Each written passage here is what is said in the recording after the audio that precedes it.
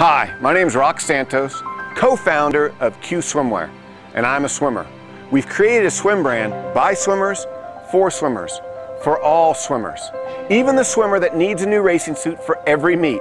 Yeah, you know who you are. You and your parents spend all kinds of money on a new racing suit because it's stretched out every time you wear it. Not anymore. Q Swimwear has developed a racing suit that holds its compression and that lasts for over 50 swims. Q Swimwear, the answer for the swimmer that always needs a new racing suit.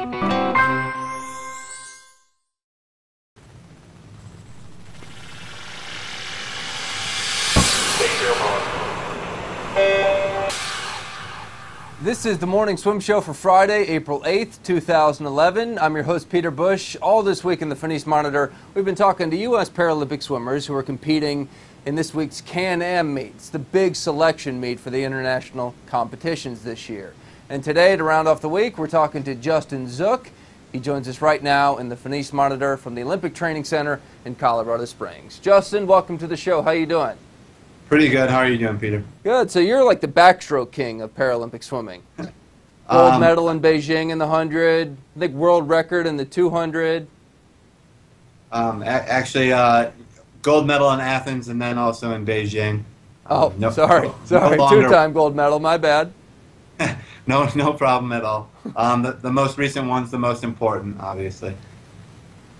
Why do you like backstroke so much, or why did that fit you so well?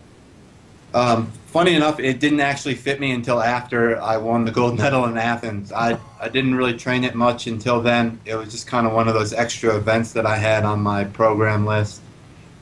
It ended up getting bigger. Once I went to college, our collegiate team kind of had a lack of backstrokers, and my coach decided to turn me into a backstroker pretty quickly.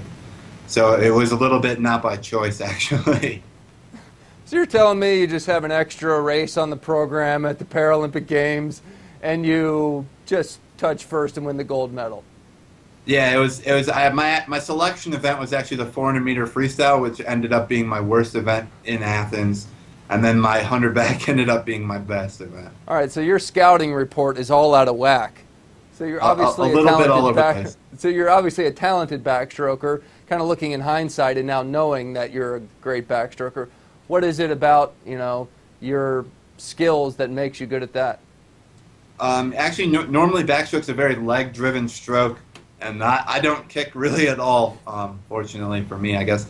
I have long arms, and I pretty much just focus on grabbing as much water as possible and moving my arms as fast as possible, which doesn't really fit the mold of your normal backstroke king, I guess you could say.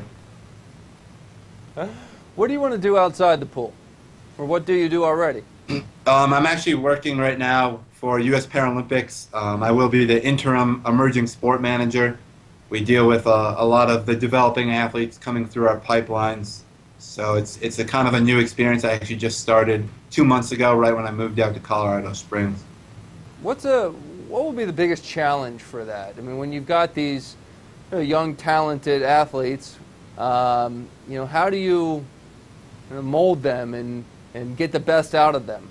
A lot of it's kind of just adapting to the disability part of it. A lot of our athletes are either newly disabled or who have never really been introduced to sports in general throughout their, growing up a little bit. And a lot of our folks are now military, as you probably know. So trying to get them to, get adjusted with their new disability and moving forward and getting kind of just participating in a sport is probably the biggest challenge. We deal with, a limited budget, obviously, which is a little difficult. But for the most part, we try and put on as many camps as possible and get those new athletes into those opportunities. That's interesting. You made an interesting point about a lot of them are military vets that were wounded in combat. You do see that a lot then? Yeah. The kind of the primary focus of our emerging program right now is kind of towards those military folks because they deserve the most opportunity to participate in sport, and it's kind of a great way for them to realize that life still has its positives even after you've been injured, and we want to get them physically active right now. Wow. Well, yet another amazing reason to cheer for you guys when you're competing. So. Thank you. Well, hey, good luck at the big meet. I'm sure you'll be just fine. Maybe you'll accidentally win, the 400 IM this time. Who knows? Thankfully, I'm not competing in the 400 IM. I don't think I'd make a 100 fly and then 3 strokes after that either.